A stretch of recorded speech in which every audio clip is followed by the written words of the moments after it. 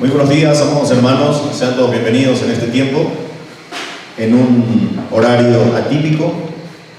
Generalmente tenemos nuestras reuniones, nuestros cultos de adoración a las 10 de la mañana, pero por esta vez estamos comenzando un poco más temprano. Sean todos bienvenidos, hermanos, esperando que este tiempo sea de glorificación al Señor. El título del sermón de esta mañana es el siguiente: nacido en tinieblas, hallado por la luz. Nacido en tinieblas, hallado por la luz. Y a manera de introducción quisiera comentarles lo que ha sucedido en el año 1967. En el año 1967, una joven llamada Joni Eareckson saltó al agua en una bahía en Maryland, Estados Unidos. Tenía 17 años en aquel entonces, era atleta, era nadadora y a esas alturas tenía toda una vida por delante. Pero calculó mal al saltar en esta bahía la profundidad del agua de esta joven. Su cabeza golpeó con una roca y quedó instantáneamente cuadripléjica. Instantáneamente. Obviamente, al quedar en ese estado no podía mover los brazos, tampoco sus piernas. Pasó meses en el hospital, sumergida en una oscuridad más profunda que su parálisis. Había también una oscuridad de la pregunta que no la dejaba dormir. Ella se preguntaba: Dios, ¿por qué? ¿Qué hice mal? ¿Es un castigo? ¿Por qué a mí? Sus amigos cristianos le ofrecían respuestas. Unos decían que era falta de fe, otros que Dios la estaba disciplinando, pero ninguno dio una explicación que podía aliviar su dolor. No podían. Hasta que un día, mientras alguien le leía Juan 9, porque esto Joni la registra, alguien leía Juan 9, las palabras de Jesús atravesaron su habitación. No es que pecó ni sus padres, sino para que las obras de Dios se manifiesten en él. Joni entendió que no había estado haciendo la pregunta correcta. No le estaba haciendo la pregunta correcta. No se trataba del por qué, sino del para qué. Su parálisis no ha sido un error, era un lienzo. Y Dios comenzó allí, a través de ese lienzo, a pintar su gloria a través de su debilidad. Desde su silla de ruedas, Joni ha administrado millones. Pintó cuadros, ¿saben con qué? Con la boca. Escribió decenas de libros, fundó ministerios para discapacitados y ha llevado esperanza a los que hoy sufren. Hoy, con más de 70 años y luchando contra el cáncer, sigue diciendo: Dios no desperdicia el dolor. Y es esta misma historia en la que se encuentra en Juan 9, en el pasaje que vamos a abarcar. Por eso voy a pedirle que abra su Biblia en Juan 9, capítulo 9, versículo 1, y vamos a abarcar hasta el versículo 12. Recuerde el título del sermón de esta mañana: nacido en tinieblas, hallado por la luz. Juan 9, versículo 1 al 12 dice: al pasar Jesús vio a un hombre ciego de nacimiento, y le preguntaron sus discípulos diciendo: Rabí, ¿quién pecó, este o sus padres, para que haya nacido ciego? Respondió Jesús: no es que pecó ni sus padres, sino para que las obras de Dios se manifestasen en él. Me es necesario hacer las obras del que me envió. Entre tanto que el día dura, la noche viene, cuando nadie puede trabajar. Entre tanto que estoy en el mundo, luz soy del mundo. Dicho esto, escupió en tierra e hizo lodo con la saliva y untó con el lodo los ojos del ciego. y le dijo: ve a lavarte en el estanque de Siloé, que traducido es enviado. Fue entonces y se lavó y regresó viendo. Entonces los vecinos y los que antes le habían visto que era ciego decían: ¿no es este el que se sentaba y mendigaba? Unos decían: él es. Y otros: a él se parece. Él decía: yo soy. Y le dijeron: ¿cómo te fueron abiertos los ojos? Respondió él y dijo: aquel hombre que se llama Jesús hizo lodo, me untó los ojos y me dijo: ve al Siloé y lávate. Y fui y me lavé y recibí la vista. Entonces le dijeron: ¿dónde está él? Él dijo: no sé. Padre Celestial, ayúdanos, Señor, a entender lo que tú tienes para cada uno de nosotros esta mañana. Queremos abarcar este pasaje, queremos estudiar y meditar, reflexionar en este pasaje que realmente nos asombra. Mi Dios, danos el entendimiento necesario, correcto. Desecha toda arrogancia, todo orgullo, toda altivez, y pon en nosotros humildad, Señor, para recibir tu palabra. Señor, edifica tu iglesia mediante la verdad, esa verdad tuya, Señor. Perdona nuestros pecados, límpianos, y que tu Espíritu Santo me use esta mañana, Señor, como instrumento. Gracias te doy, Señor, por este tiempo. Oro así en el nombre de Cristo Jesús. Amén. Los discípulos ven a un hombre ciego de nacimiento y hacen la misma pregunta: Maestro, ¿quién pecó? ¿Este o sus padres? Es la pregunta humana por excelencia. Jesús no responde el por qué. La respuesta que da es una revelación. El sufrimiento no es un castigo, amados hermanos, no lo es. El sufrimiento es el escenario donde la luz de Cristo brilla con más fuerza. Porque esa es la verdad que este pasaje nos invita hoy, y es el argumento en el cual voy a centrarme esta mañana. Mi argumento o mi tesis para este sermón es el siguiente: la luz de Cristo brilla en el sufrimiento para gloria de Dios y testimonio del creyente. La luz de Cristo brilla en el sufrimiento para gloria de Dios y testimonio del creyente. Ese es mi argumento de esta mañana.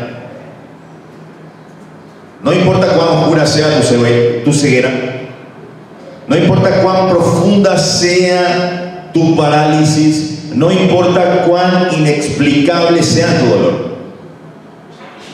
La pregunta no es por qué, más bien la pregunta es para qué. Y la respuesta es que la gloria de Dios está a punto de manifestarse siempre en cada uno de nosotros. Hoy vamos a aprender, amados hermanos, que el sufrimiento no es el final del camino, no lo es. Más bien el sufrimiento es el lugar donde la luz del mundo, Cristo Jesús, se hace visible. Y esta mañana quiero desarrollar con ustedes 3 puntos. El propósito de la aflicción, la obra urgente de la luz y el testimonio del iluminado. Pero vamos a ir por parte. El primer punto que quiero abarcar con ustedes es el propósito de la aflicción. El propósito de la aflicción, fíjese lo que dicen los versículos nuevamente 1 al 3. Al pasar Jesús vio a un hombre ciego de nacimiento y le preguntaron sus discípulos diciendo: Rabí, ¿quién pecó, este o sus padres, para que haya nacido así? ¿Para que haya nacido ciego? Respondió Jesús: no es que pecó este ni sus padres, sino para que las obras de Dios se manifestasen en él.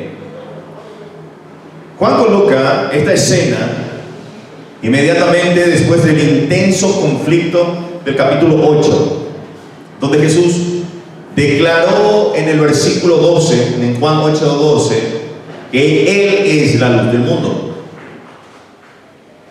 Y obviamente al final del capítulo 8 Él escapó para no ser apedreado.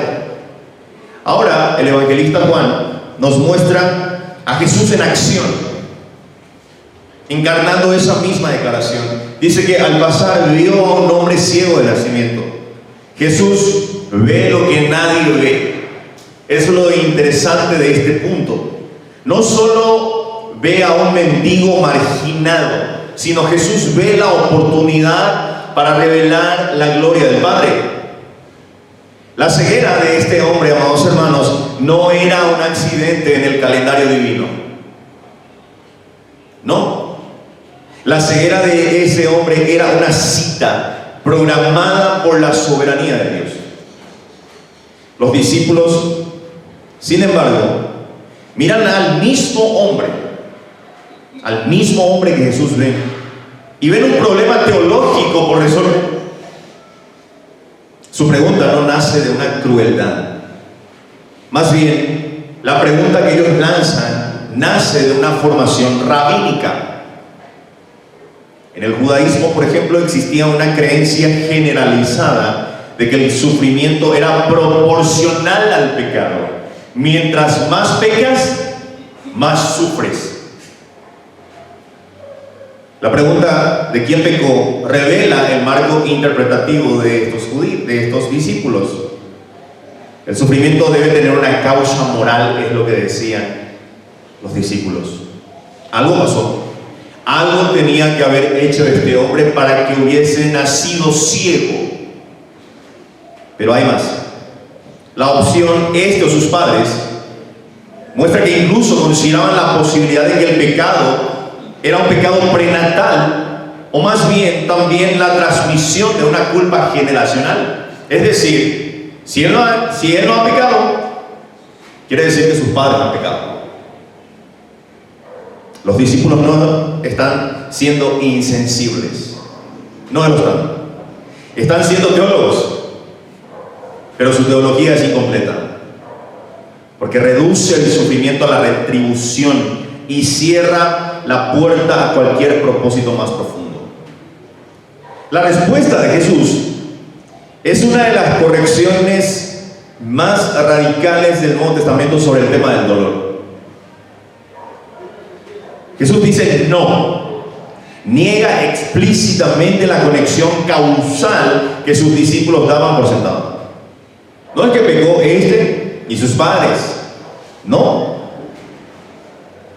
Jesús no dice que el hombre no sea pecador, ojo con eso. Jesús no dice que el hombre no sea pecador, ni que sus padres no hayan pecado. Lo que niega es que el pecado sea la explicación última de su condición. Al decir Jesús, sino que las obras de Dios se manifestasen en él, Jesús redirige toda esta conversación. La preposición ¿para qué? Es importante, porque esto nos expresa un propósito divino. El sufrimiento, amados hermanos, no es un fin en sí mismo. No lo es. No es un castigo. No es un azote ciego.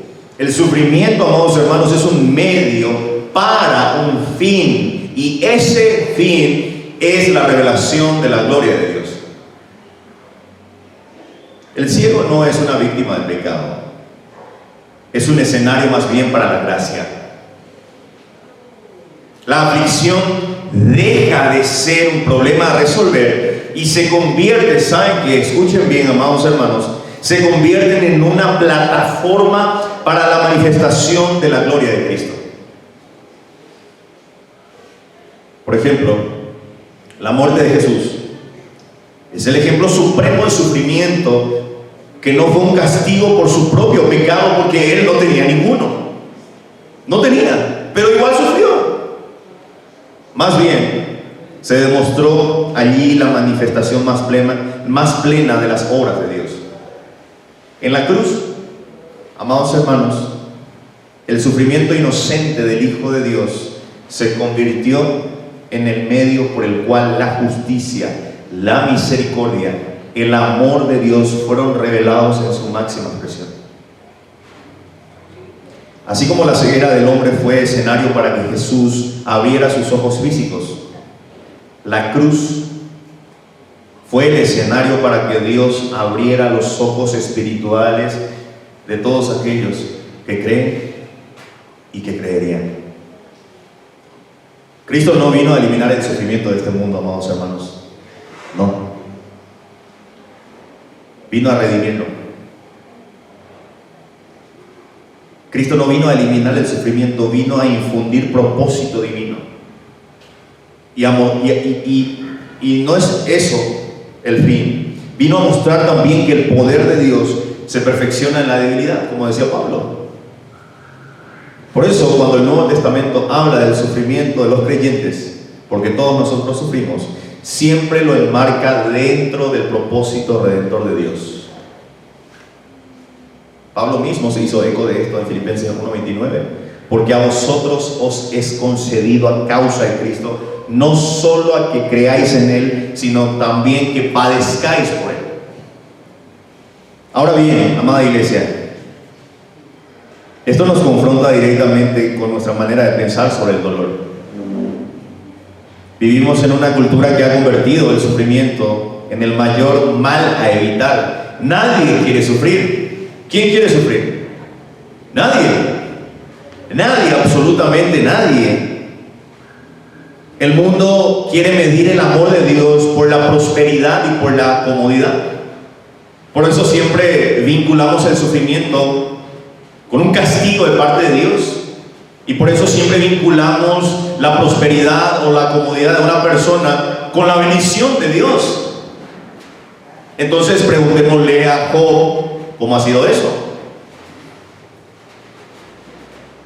Cuando llega la enfermedad, la pérdida, el fracaso, la ceguera, ya sea física o espiritual, nuestro primer instinto siempre es como el de los discípulos, es buscar una causa. ¿Qué hice mal? ¿Qué hice mal para que yo pueda sufrir esto? ¿Tengo acaso falta de fe? ¿Dios me está castigando? Y a menudo esa misma teología equivocada se filtra en nuestras iglesias, donde se ofrece sufrimiento con explicaciones baratas que añaden culpa al dolor. Pero Jesús viene y desmantela esta lógica. La pregunta no es quién pecó, sino para qué me ha puesto Dios aquí.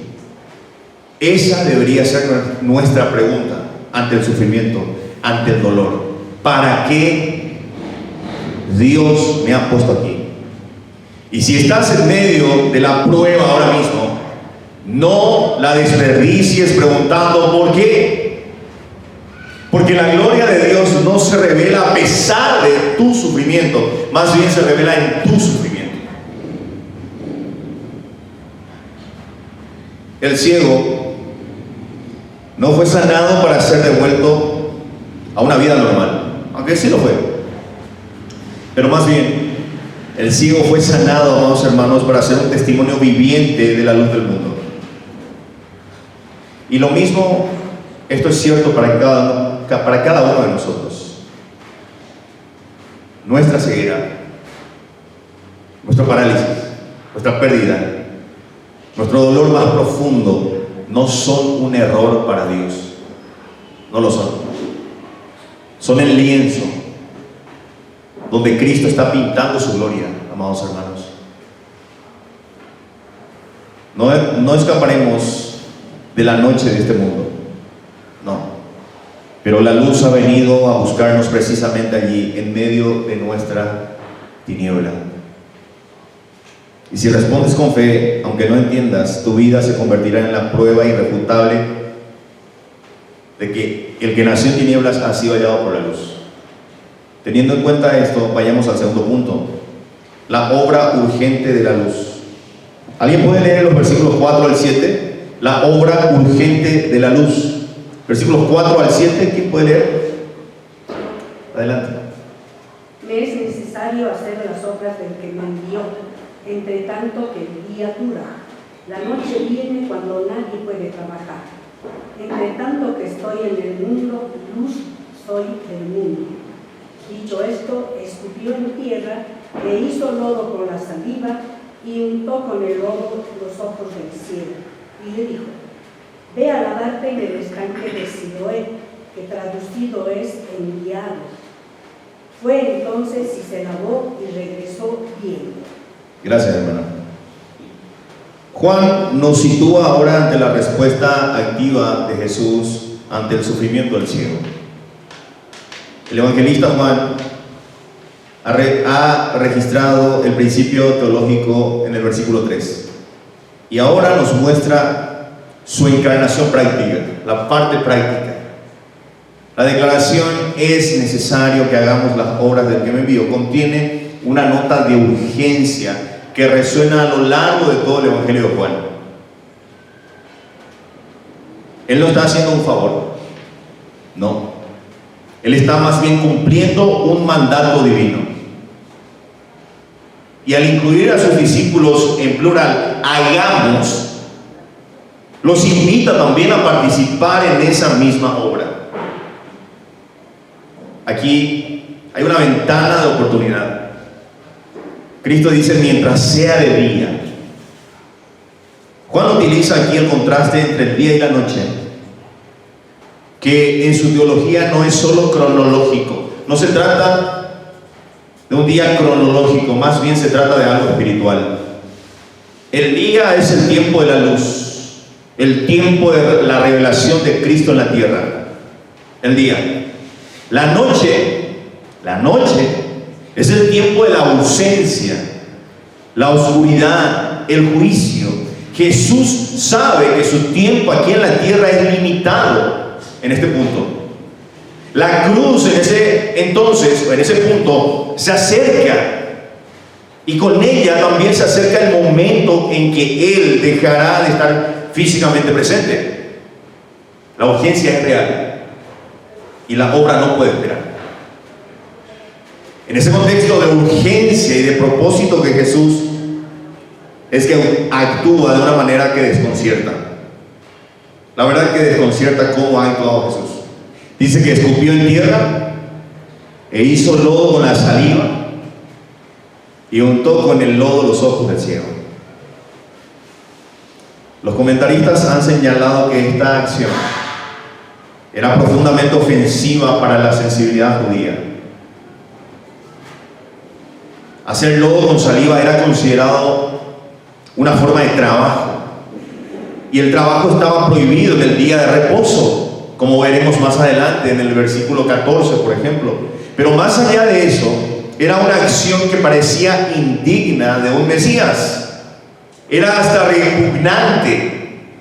Ahora la pregunta que surge es: ¿por qué no simplemente hablar y sanar como había hecho con el siervo del centurión? ¿Se acuerdan? Él sanó a lo lejos. ¿Por qué Jesús no hizo lo mismo? ¿Por qué usar materiales tan ordinarios? Juan quiere que veamos aquí un patrón que atraviesa todo el evangelio. Dios, amados hermanos, obra siempre a través de lo que parece débil, común y despreciable. Dios siempre obra a través de lo que parece débil, común y despreciable. Siempre. Así como en el capítulo 6 Jesús alimentó a los 5,000 con pan de cebada, el alimento de los pobres, así ahora unta lodo hecho de tierra y saliva.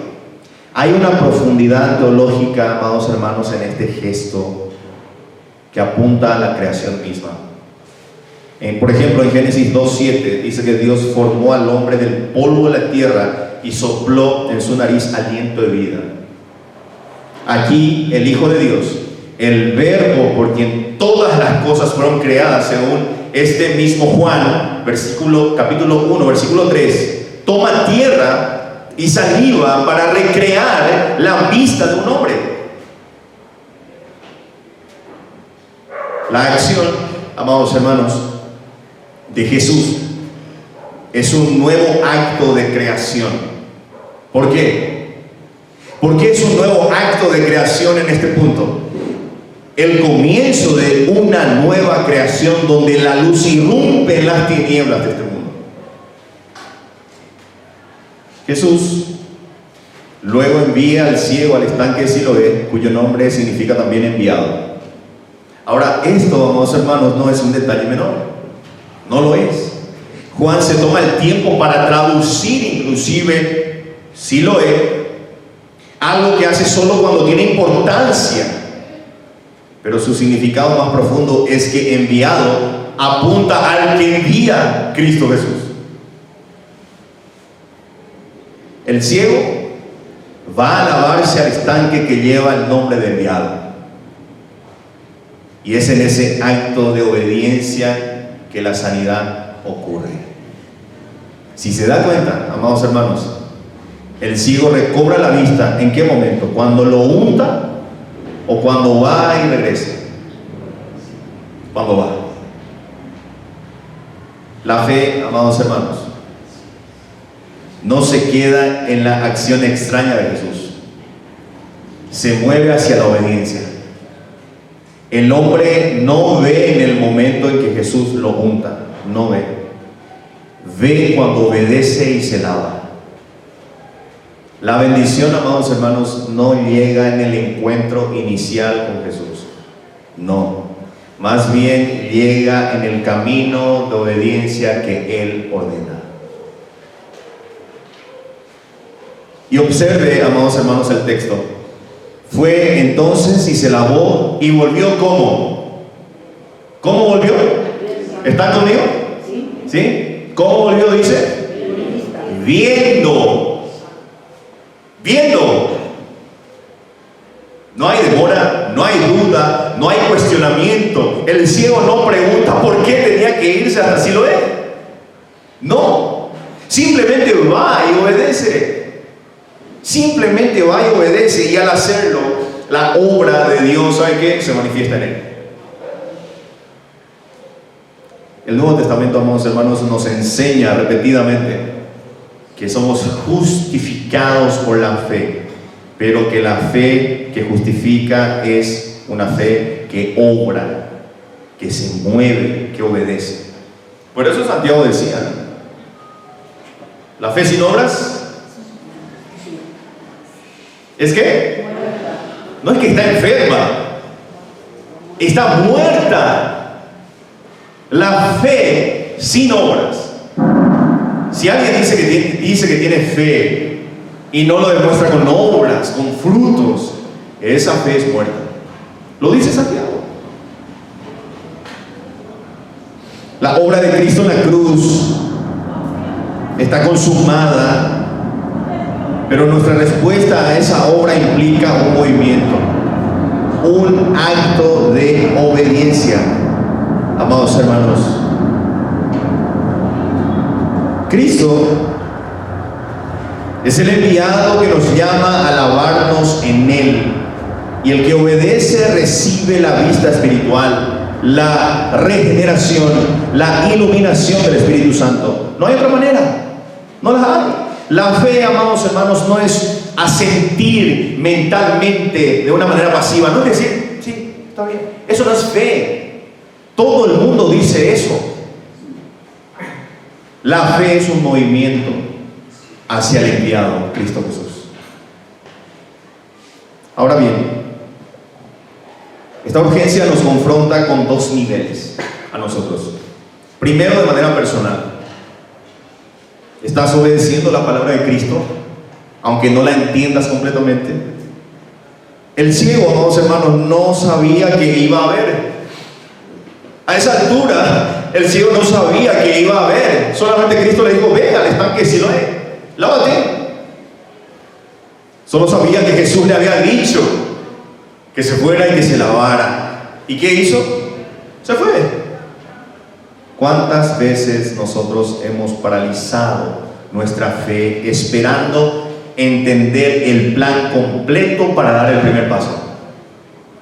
Queremos tener un mapa completo de parte de Dios y ver ese mapa y decir, no me conviene. Eso no es fe. Muchas veces decimos, Señor, muéstrame el panorama completo y luego voy a obedecer. Eso no es fe. Eso es vista. Pero Cristo no obra así, amados hermanos. Él nos da su palabra, a veces extraña, a veces humilde, a veces ofensiva, y en el camino en ese acto de obediencia ocurre el milagro. Tal vez Él te ha dicho que perdones a alguien que te hirió profundamente y tú no entiendes cómo eso va a sanarte. Tal vez Él te ha dicho que confieses un pecado que has escondido por años y no ves cómo eso te va a liberar. Tal vez te ha dicho que te involucres en un ministerio que está fuera de tu zona de confort y no comprendes cómo va a encajar. Pero su palabra, amados hermanos, es clara. Ve, la noche viene. No hay tiempo para dudas interminables. Obedece ahora y en la obediencia recibirás la vista. No es que el movimiento te salve, no, es que el movimiento es el camino de la fe, y la fe, amados hermanos, es el instrumento por el cual la gracia de Cristo nos alcanza. En segundo lugar, esta urgencia nos llama como iglesia a la misión. Jesús dijo: hagamos, en plural. La obra de la luz no es solo individual, es comunitaria. La noche se acerca, amados hermanos. Los días de oportunidad para alcanzar a los que están perdidos no son eternos, no son para siempre. Hay una urgencia en el corazón de Cristo que debe ser la misma urgencia de cada uno de nosotros. No podemos darnos el lujo de la comodidad, hermanos. No podemos darnos el lujo de la indiferencia o del entretenimiento mientras el mundo está ciego y la noche se acerca. La luz está en el mundo y nos ha llamado a ser portadores de esa misma luz. Quiero parafrasear un poco sobre lo que Cristo dijo al ciego: ve, lávate y luego lleva a otros al estanque de Siloé. Porque no basta con ser hallados por la luz, hemos sido hallados para hacer luz también. ¿Me dejo entender? En tercer y último lugar, el testimonio del iluminado. Otra persona que quiera leer versículo 8 al 12, ¿quién puede leer? ¿Alguien? Nadie. Bueno, yo lo leo. Entonces los vecinos y los que antes le habían visto que era ciego decían: ¿no es este el que se sentaba y mendigaba? Unos decían: él es, y otros: a él se parece. Él decía: yo soy. Y le dijeron: ¿cómo te fueron abiertos los ojos? Respondió él y dijo: aquel hombre que se llama Jesús hizo lodo, me untó los ojos y me dijo: ve al Siloé y lávate. Y fui, me lavé y recibí la vista. Entonces le dijeron: ¿dónde está él? Él dijo: no sé. El testimonio del iluminado, mi tercer punto. Juan, amados hermanos, nos presenta ahora la consecuencia inevitable de la obra de la luz. El testimonio que brota de una vida transformada. El evangelista ha construido cuidadosamente esta escena para mostrar que el milagro no termina en una curación física. El milagro se extiende a través del testimonio del hombre sanado.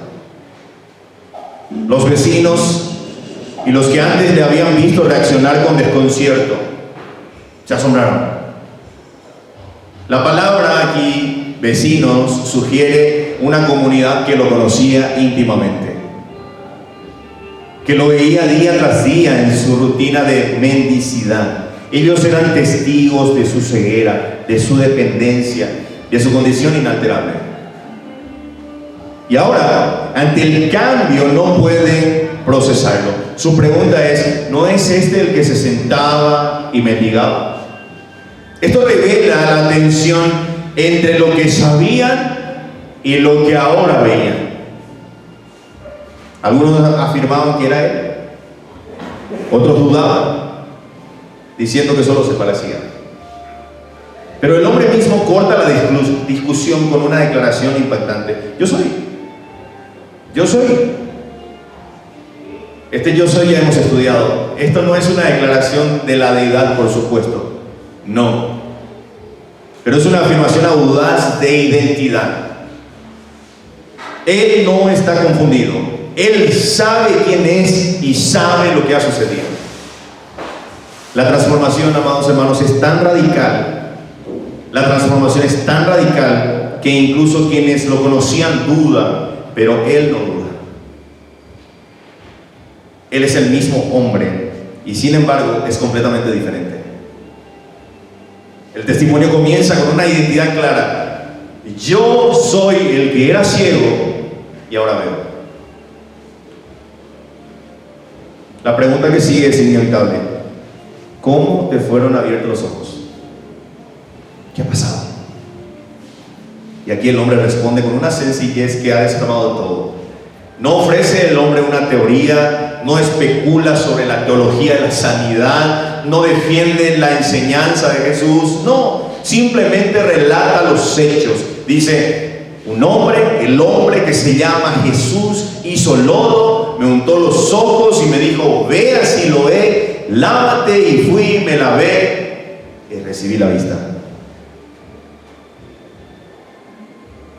Su testimonio tiene 3 elementos claves. Primero, identifica el agente, el hombre que se llama Jesús. Segundo, describe el medio, el lodo y la orden. El lodo y la orden. Y tercero, relata el resultado: fui, me lavé y recibí la vista. Es una narración cronológica sin adornos, sin teología elaborada. Él no sabe quién realmente es Jesús, solo sabe que se llama Jesús. Su conocimiento teológico es mínimo, pero su testimonio es irrefutable. No puede explicar cómo ocurrió, pero puede decir qué ocurrió. No puede definir quién es Jesús, pero puede describir lo que Jesús hizo. Su argumento no es un tratado de defensa de la fe, no es un tratado apologético. Su argumento, ¿sabe qué es? Una vida cambiada. Y esa vida cambiada es la evidencia más poderosa de que la luz ha irrumpido en las tinieblas. El ciego no es un teólogo. El ciego no ha ido a un seminario, no conoce las escrituras como un fariseo. Lo único que sabe es que Jesús lo sanó. Lo único que sabe es lo que Jesús hizo por él. Y eso es suficiente.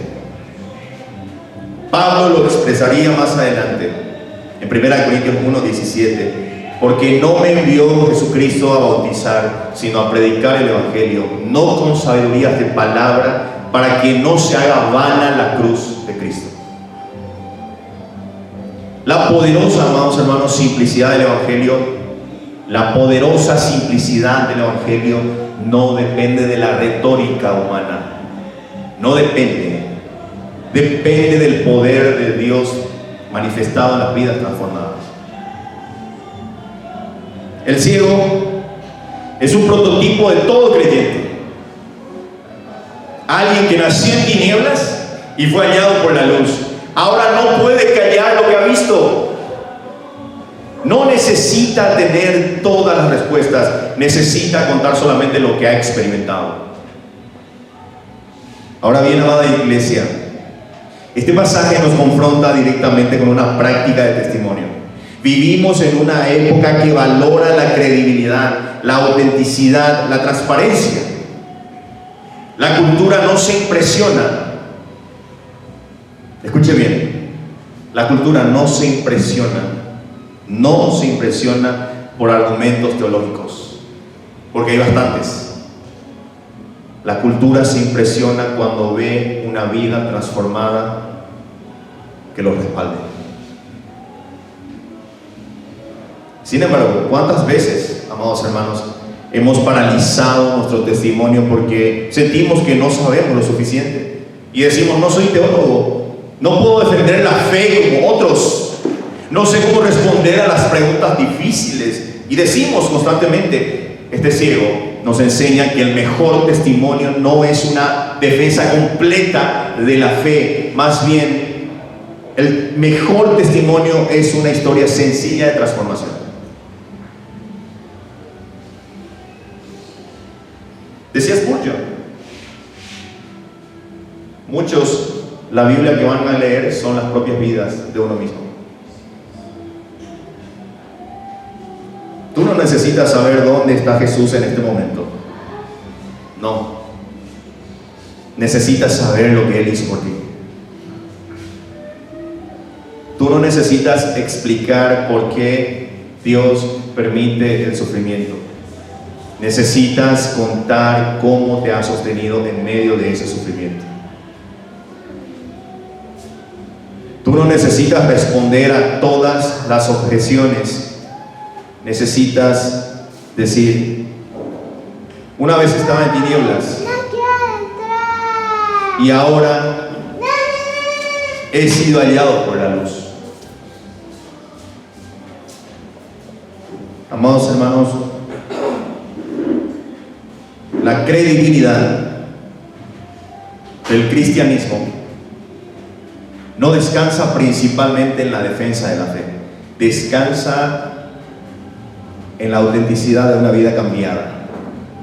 Cuando tus vecinos, tus colegas, tu familia miran tu vida, ven una transformación que no pueden explicar. Ven a alguien que era ciego y ahora ve, o ven a alguien que sigue tropezando en las mismas tinieblas de siempre sin ningún tipo de cambio radical. Y esto es categórico. Lo maravilloso de la gracia es que no hay punto intermedio.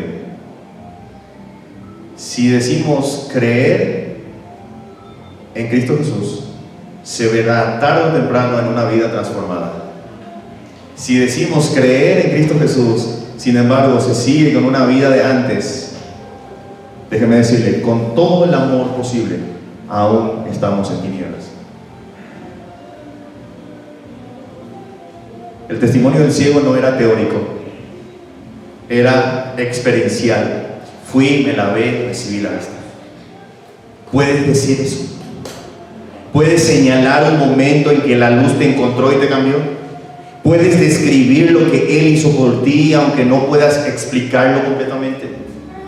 Si es así, entonces tienes un testimonio. Y ese testimonio, amados hermanos, es más poderoso que cualquier argumento filosófico.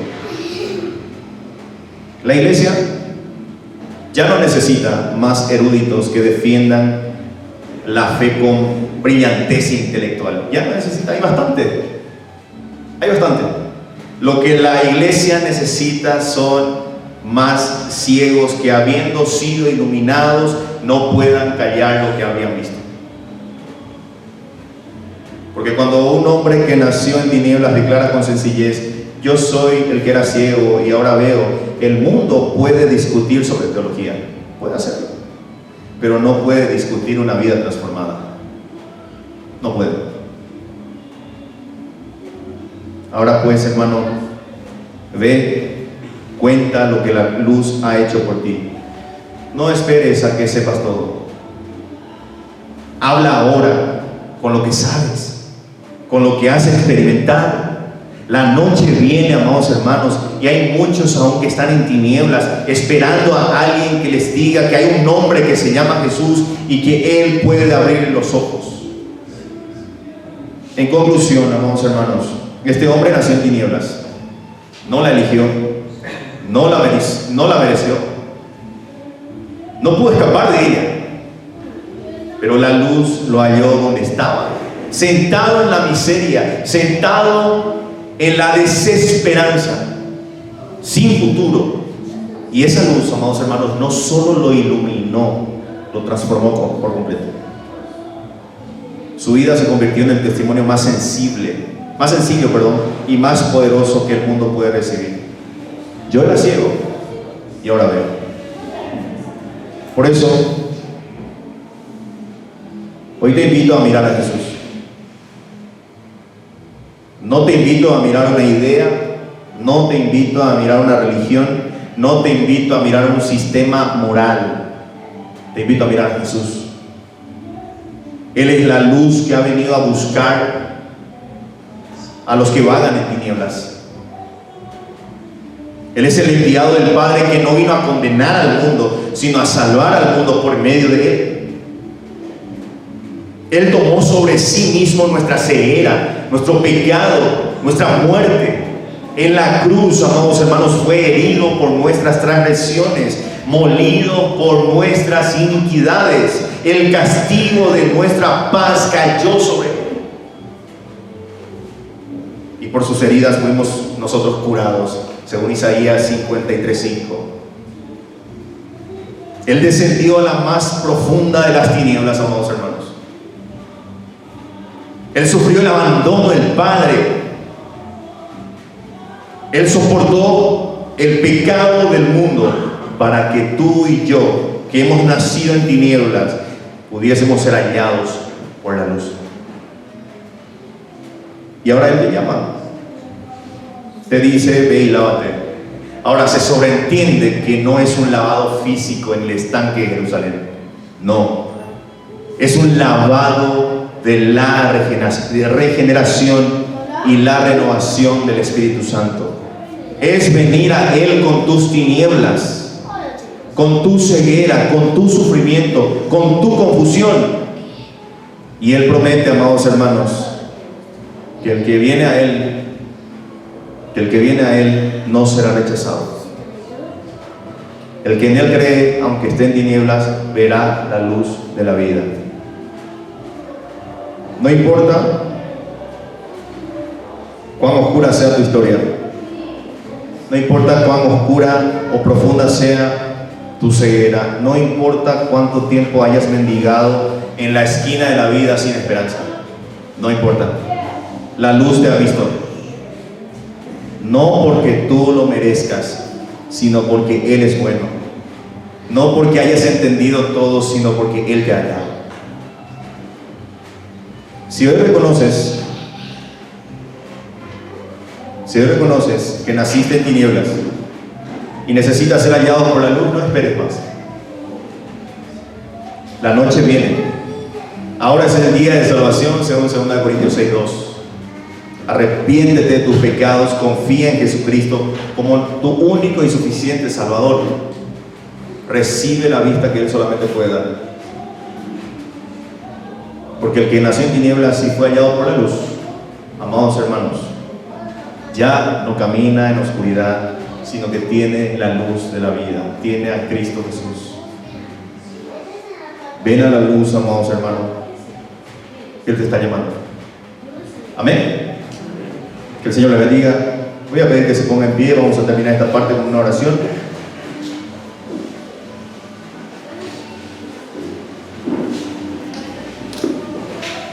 Padre Celestial, gracias Señor por este tiempo.